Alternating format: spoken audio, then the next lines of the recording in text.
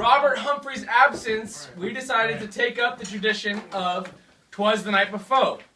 So, the boys and I... Wait, I'm out. What's the Boys. translation from the rap? Oh, okay, there's no translation. You gotta just wing it. Oh my god. Okay, so all day today, me and the boys spent the day writing this rap, and we hope that you enjoy it.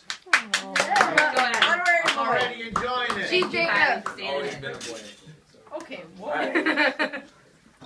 Twas the night before Xmas, and all through the city, all the children were sleeping while the parents sat pretty. The night sky was clear, the stars shining bright, the stockings all hung by the Christmas tree light. But me and my boys here were feeling kind of rowdy. Not one of us could sleep, so we decided, we outie. We were racking our brains thinking, what could we do? So we set off on an adventure in our three-cousin crew. I turned to my brother and asked, "To where should we row?" He responded with a grin, "Why not the North Pole?" Polar Express will be waiting, but we chose to ride in style. Something to keep the tunes bumping mile after mile. We walked outside, not knowing what to think, because what stood in front of us was the ghost of grape drink. That old purple homage we used to love so dear had come back from the dead, dressed like a reindeer. So we piled on in with smiles on our faces, went from 0 to 60, and we're off to the races.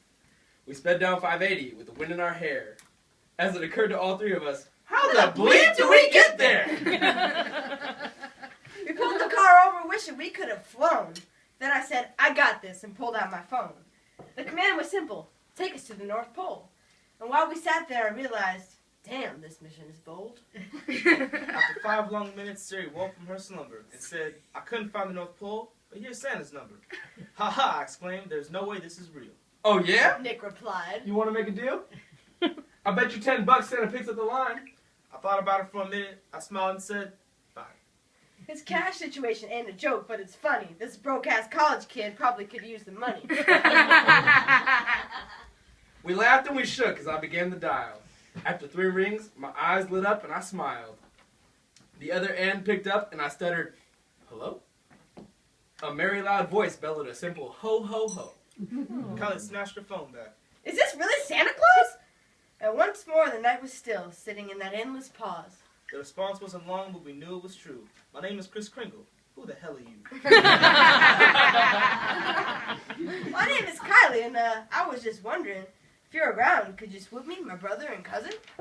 Santa mulled it over and then asked, "Where you at?" We told him 580, where the traffic gets fat. The line went dead with a click, and we began to wonder, until we heard a rumble above us, much louder than thunder. A candy apple red caddy came down from the skies. We looked up in amazement and couldn't believe our eyes. Santa said, "Hop in, we have no time to spare." We closed the suicide doors and rocketed into the air. Then I turned to Kringle and asked, "No reindeers no more?" He said, "I got 10,000 horsepower," as the pedal hit the floor. Under the rumble of the engine, we heard a jingling noise. We then turned to Santa and asked, "Where are all the toys?" Santa turned to us with a smile and said, "Children, don't fret. My essence is magic, and don't you ever forget." We three sat there awestruck, not knowing what to say, then remembered the night's mission to complete before day. "Hey Santa, got a question, and it's cool if you can't, but we'd love to see the North Pole and your toy-making plant." He said, "Yeah, for sure, but we got some stuff to do. It'll be nice to, for once, do my job with a crew." For the rest of the night, my cousin, sister, and me helped Santa put presents under every kid's tree. It ain't done. We got to eat some cookies and drink some of the milk, and I swear that caddy's ride was smoother than silk. When all was said and done, the night was grand, and all in all, so much better than we could have ever planned. The stockings were stuffed and the presents in their places. We got back in the caddy with smiles plastered on our faces. As the night was getting late and our eyes getting heavy, Santa turned to us and asked, "Are you boys and girl ready?" He then pulled out his iPhone and said, "Take me home, Siri." And our endless excitement fought to outweigh our weary. Shut up past the stars and twice round the moon twice. Up there, we felt like 3 small little church mice. As we rode along in Santa's pimped out sled, we closed our eyes for a second and woke up in bed. We sat up at once on a clear Christmas day. What are the odds this was real? Nah, bro. No way. So we got up, sipped cocoa, the best morning thirst quencher. And that was the story of our Christmas Eve adventure.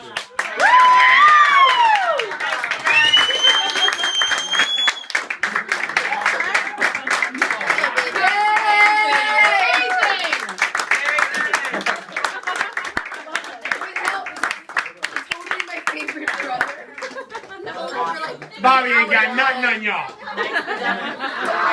That was awesome. Very good. I just stepped in there. Thank you for standing in. That was awesome. Very nicely TJ, done. I hate to break it to you, but Kylie's my new favorite.